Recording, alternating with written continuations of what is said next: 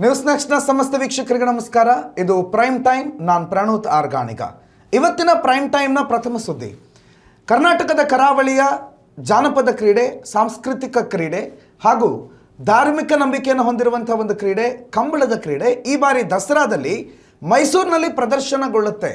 ಕಂಬಳದ ಸ್ಪರ್ಧೆಯನ್ನು ಮೈಸೂರಿನಲ್ಲಿ ಏರ್ಪಡಿಸಬೇಕು ಅಂತ ಹೇಳಿ ರಾಜ್ಯ ಸರ್ಕಾರ ನಿರ್ಧಾರ ಕೈಗೊಳ್ಳಿತು.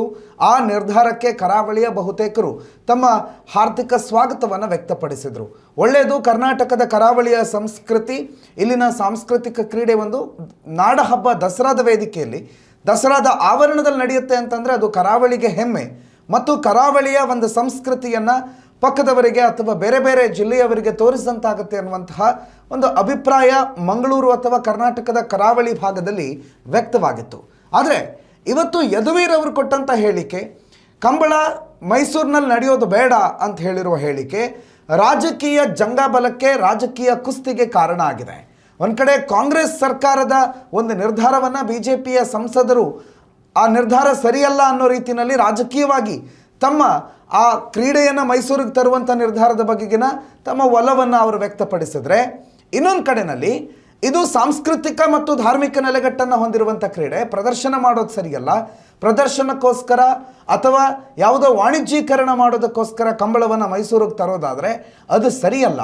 ಅದಕ್ಕೆ ನಮ್ಮದೇನು ಆಕ್ಷೇಪ ಅಂತೇನಲ್ಲ, ಬಟ್ ಇದು ಇಲ್ಲಿ ನಡೆಯೋದಾದರೆ ಅದಕ್ಕೆ ಸಂಬಂಧಪಟ್ಟಂಥ ಧಾರ್ಮಿಕ ನೆಲೆಗಟ್ಟಲ್ಲೇ ನಡಿಬೇಕಾಗತ್ತೆ.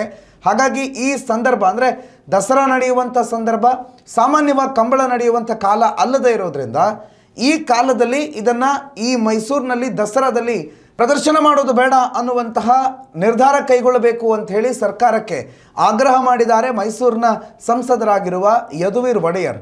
ಇವತ್ತು ಏನು ಮಾತಾಡಿದ್ದಾರೆ ಕೇಳಿಸ್ಕೊಳ್ಳಿ. ರಾಜ್ಯ ಸರ್ಕಾರ ಇವಾಗ ಕಂಬಳನು ಕೂಡ ಕಾರ್ಯಕ್ರಮ ಮಾಡ್ತಾರೆ ಅಂತ ಹೇಳಿದ್ದಾರೆ ದಸರಾ ಸಮಯದಲ್ಲಿ. ನಾವೇನು ಅದಕ್ಕೆ ಆಕ್ಷೇಪ ಅಂತಲ್ಲ, ಇದು ಕರಾವಳಿಗೆ ಸೇರಿರುವಂಥದ್ದು ಒಂದು ಒಳ್ಳೆಯ ಸಂಸ್ಕೃತಿ ಹೌದು, ಕನ್ನಡಿಗರ ಸಂಸ್ಕೃತಿನೂ ಕೂಡ. ಬಟ್ ಕರಾವಳಿಗೆ ಸೇರಿರ್ತಕ್ಕಂಥದ್ದು, ಆ ಮಣ್ಣಿಗೆ ಆ ಭೂಮಿಗೆ ಸೇರಿರುವಂಥದ್ದು, ಅವರು ಎಲ್ಲ ಒಂದು ಧಾರ್ಮಿಕ ಹಿನ್ನೆಲೆ ಇರ್ತಕ್ಕಂಥ ಒಂದು ಸಂಸ್ಕೃತಿ, ಅದು ಒಂದು ಪಾರಂಪರೆ, ಅದು ಒಂದು ಕ್ರೀಡೆನೂ ಕೂಡ. ಆದರೆ ಅಲ್ಲಿ ಎಲ್ಲ ಪೂಜಾ ಪುನಸ್ಕಾರಗಳು ಮಾಡಿ ಅವರು ಆ ಕಂಬಳವನ್ನು ನಡೆಸುವಂಥದ್ದು ಆ ಕರಾವಳಿ ಸಂಸ್ಕೃತಿಗೆ ಸೇರಿರುವಂಥದ್ದು.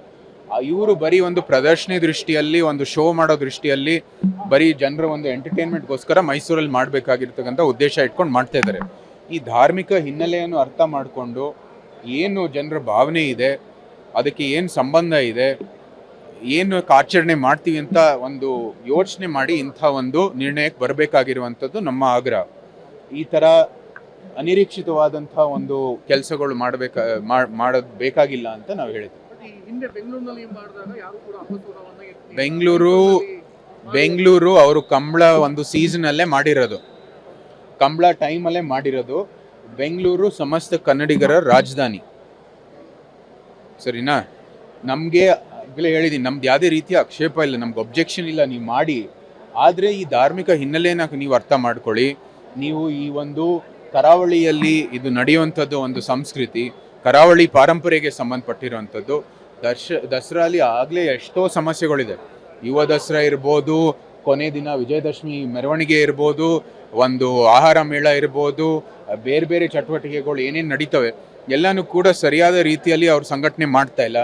ನಮ್ಮ ಪ್ರತಿ ವರ್ಷವೂ ಕೂಡ ಈ ಟಿಕೆಟ್ ಸಮಸ್ಯೆ ಬರುತ್ತೆ. ನಮ್ಮ ಆಫೀಸ್ ಬಂದು ಕೇಳ್ತಾರೆ, ಬೇರೆಯವ್ರ ಆಫೀಸ್ಗೆ ಹೋಗ್ತಾರೆ, ನಮ್ಗೆ ಟಿಕೆಟ್ ಕೊಡ್ತಾ ಇಲ್ಲ, ಅವ್ರು ಕೊಡ್ತಾ ಇಲ್ಲ. ಈ ಎಲ್ಲ ಸಮಸ್ಯೆಗಳನ್ನು ಬಗೆಹರಿಸೋದು ಬಿಟ್ಟು ಇವತ್ತು ಇವರು ಬೇರೆ ಬೇರೆ ಕಾರ್ಯಕ್ರಮಗಳು ಸೇರಿಸ್ತೀವಿ, ಏನೇನೋ ಮಾಡ್ತೀವಿ ಅಂತ ಹೊರಟಿದ್ದಾರೆ. ಫಸ್ಟು ಅವರು ಪ್ರಥಮವಾಗಿ ಏನು ಸಮಸ್ಯೆಗಳಿದೆ ಅದನ್ನ ಬಗೆಹರಿಸಲಿ, ಒಳ್ಳೆಯ ಒಂದು ಸಂಘಟಿತ ರೀತಿಯಲ್ಲಿ ದಸರಾವನ್ನು ನಡೆಸಲಿ, ಎಲ್ಲರಿಗೂ ಸಮಾಧಾನ ಆಗೋಂಗೆ ಕೆಲಸವನ್ನು ಮಾಡಲಿ, ಆಮೇಲೆ ನೋಡೋಣ. ಇದೆಯಲ್ಲ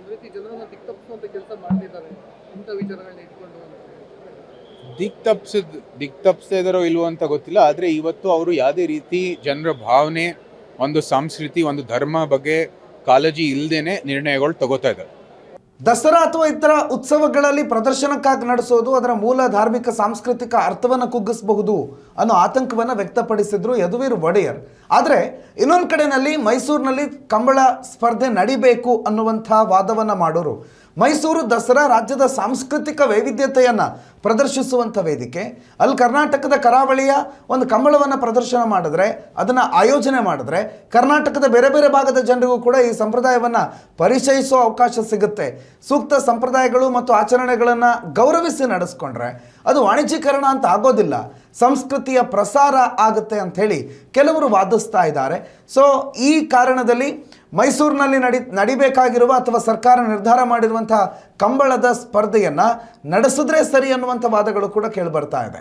ಆದರೆ ಮುಖ್ಯ ಪ್ರಶ್ನೆ ಏನು ಅಂತಂದರೆ, ಚರ್ಚೆಯ ಕೇಂದ್ರ ಬಿಂದು ಕಂಬಳವನ್ನು ಬೇರೆ ಕಡೆ ನಡೆಸಬೇಕಾ ಬೇಡವಾ ಅನ್ನೋದು. ಕರಾವಳಿಯ ನೆಲದಲ್ಲೇ ಕಂಬಳ ನಡಿಬೇಕು, ಅದಕ್ಕೊಂದು ಸಾಂಸ್ಕೃತಿಕ ಹಿನ್ನೆಲೆ ಇದೆ. ಸಾಮಾನ್ಯವಾಗಿ ನಾಟಿ ಅಥವಾ ತೀರಾ ಬೇಸಿಗೆ ಕಾಲದ ಸಂದರ್ಭದಲ್ಲಿ ರೈತರಿಗೆ ಕೆಲಸ ಇರೋದಿಲ್ಲ, ಬಿರು ಬಿಸಿಲಿರುತ್ತೆ, ಗದ್ದೆ ಬದಿಗೆ ಹೋದರೆ ರೈತನ ಆರೋಗ್ಯಕ್ಕೆ ಹಾನಿಯಾಗುತ್ತೆ ಅನ್ನೋ ಕಾರಣಕ್ಕೆ ಗದ್ದೆಗಳನ್ನು ಹಾಗೆ ಬಿಟ್ಟಿರ್ತಾರೆ. ಇನ್ನೇನು ಕೆಲವೇ ದಿನಗಳಲ್ಲಿ ಗದ್ದೆಯ ಕೃಷಿ ಶುರು ಮಾಡಬೇಕು ಅಂತಂದಾಗ ಸಾಮಾನ್ಯವಾದ ಬಿಸಿಲಿಂದ ಕಂಗೆಟ್ಟಿದ್ದ ಭೂಮಿಯನ್ನು, ಆ ಭೂಮಿಯ ಮಣ್ಣನ್ನು, ಫಲವತ್ತತೆಯನ್ನು ಹೆಚ್ಚಿಸುವ ಸಲುವಾಗಿ ಮತ್ತು ಒಂದಿಷ್ಟು ದಿನಗಳ ಕಾಲ ಪ್ರತಿನಿತ್ಯ ಕೃಷಿ ಗದ್ದೆಯಲ್ಲಿ ಕೆಲಸ ಮಾಡುವಂಥ ಹೋರಿಗಳನ್ನು ಅಥವಾ ಕೋಣಗಳನ್ನು ಮನೆಯಲ್ಲಿ ಸುಮ್ಮನೆ ಕಟ್ಟಾಕೊಂಡ್ರೆ ಅವು ಆ ಸಂದರ್ಭವನ್ನು ತಮ್ಮ ಜೀವನಕ್ಕೆ ಬಳಸ್ಕೊಳ್ತವೆ, ಅಂದರೆ ಬಹಳ ಸೋಮಾರಿಗಳಾಗ್ತೇವೆ ಅನ್ನುವಂಥ ಒಂದು ಕಲ್ಪನೆಯಿಂದ ಆರಂಭ ಆದಂಥ ಕಂಬಳ ಅನ್ನುವಂಥ ಕ್ರೀಡೆ. ಇದು ರೈತನಿಗೆ ಒಂದು ರೀತಿ ಮನರಂಜನೆ, ಕಂಬಳದ ಕೋಣಗಳಿಗೆ ಒಂದು ರೀತಿ ಎಕ್ಸಸೈಸ್, ಅಥವಾ ಪ್ರತಿನಿತ್ಯ ಆ ಕಂಬಳದ ಕೋಣಗಳು ಕಂಬಳದ ಗದ್ದೆಯಲ್ಲಿ ಅಥವಾ ಕೃಷಿ ಗದ್ದೆಯಲ್ಲಿ ಕೆಲಸ ಮಾಡಬೇಕು ಅನ್ನುವಂಥ ಒಂದು ಆಲೋಚನೆ. ಅದರ ಜೊತೆಗೆ ಒಂದು ಧಾರ್ಮಿಕವಾದಂಥ ಟಚ್, ಅಂದರೆ ಸಾಮಾನ್ಯವಾಗಿ ಭೂಮಿಯನ್ನು, ತಾಯಿಯನ್ನು ದೇವರು ಅಂತ ಹೇಳಿ ಪೂಜಿಸೋದ್ರಿಂದ ಅದಕ್ಕೆ ಸಂಬಂಧಪಟ್ಟಂಥ ಒಂದಿಷ್ಟು ಧಾರ್ಮಿಕ ರಿಚುವಲ್ಸ್ಗಳು ನಡೀತಾ ಇದ್ವು. ಹಾಗಾಗಿ ಅದು ಕರ್ನಾಟಕದ ಕರಾವಳಿಯನ್ನು ಬಿಟ್ಟು ಬೇರೆ ಕಡೆ ನಡೆಯೋದೇ ಬೇಡ ಅನ್ನುವ ತೀರ್ಮಾನಕ್ಕೆ ಬಂದರು ಅಂತಂದರೆ, ಕಳೆದ ಬಾರಿ ಬೆಂಗಳೂರಿನಲ್ಲೂ ಕೂಡ ಬೆಂಗಳೂರು ಕಂಬಳ ಅನ್ನೋ ಹೆಸರಿನಲ್ಲಿ ಈ ಕಂಬಳ ಆಯೋಜನೆ ಆಗಿತ್ತು. ಆ ಸಂದರ್ಭದಲ್ಲಿ ಯಾರೂ ಏನೂ ಮಾತನಾಡಲಿಲ್ಲ, ಈಗ್ಯಾಕೆ ಮಾತಾಡ್ತಿದ್ದೀರಿ ಅನ್ನುವಂಥ ಮತ್ತೊಂದು ಚರ್ಚೆ ಕೂಡ ಕೇಳಿಬರ್ತಾ ಇದೆ. ಒಟ್ಟಾರೆ ಕಂಬಳವನ್ನು ಬೇರೆ ಕಡೆ ನಡೆಸಬೇಕಾ ಬೇಡವಾ ಅನ್ನುವ ವಿಚಾರ ರಾಜಕೀಯ ಜಿದ್ದಾಜಿದ್ದು ಮತ್ತು ಒಂದೆರಡು ಊರುಗಳ, ಎರಡು ಸಂಸ್ಕೃತಿಗಳ ನಡುವಿನ ಜಿದ್ದಾಜಿದ್ದು ಅನ್ನೋ ರೀತಿಯಲ್ಲಿ ಅದನ್ನು ಸಾಮಾಜಿಕ ಮಾಧ್ಯಮದಲ್ಲಿ ತೋರಿಸಲಾಗ್ತಾ ಇದೆ. ಆದರೆ ಕಂಬಳ ದಸರಾದಲ್ಲಿ ಆಗಬೇಕಾ ಬೇಡವಾ ಅನ್ನುವ ನಿರ್ಧಾರ ನಿಮಗೆ ತೆಗೆದುಕೊಳ್ಳೋದಕ್ಕೆ ಸಾಧ್ಯ ಇಲ್ಲ. ಸರ್ಕಾರವೇ ಆ ನಿರ್ಧಾರವನ್ನು ಕೈಗೊಳ್ಳಬೇಕು. ಏನು ಮಾಡುತ್ತೆ ಸರ್ಕಾರ, ಕಾದು ನೋಡಬೇಕಾಗಿದೆ. ಉತ್ತಮ ಸಂಸ್ಕಾರಯುತ ಶಿಕ್ಷಣದೊಂದಿಗೆ VSS English medium CBSE school, Udupi Muddur. ನರ್ಸರಿಯಿಂದ 10ನೇ ತರಗತಿವರೆಗೆ ಶಿಕ್ಷಣದ ಜೊತೆಗೆ 5ರಿಂದ 10ನೇ ತರಗತಿವರೆಗಿನ ವಿದ್ಯಾರ್ಥಿನಿಯರಿಗೆ ಉತ್ತಮ ಹಾಸ್ಟೆಲ್ ಸೌಲಭ್ಯವೂ ಇದೆ. ನಿಮ್ಮ ಮಕ್ಕಳ ಪ್ರವೇಶಾತಿಗಾಗಿ ಈ ಸಂಖ್ಯೆಗೆ ಕರೆ ಮಾಡಿ.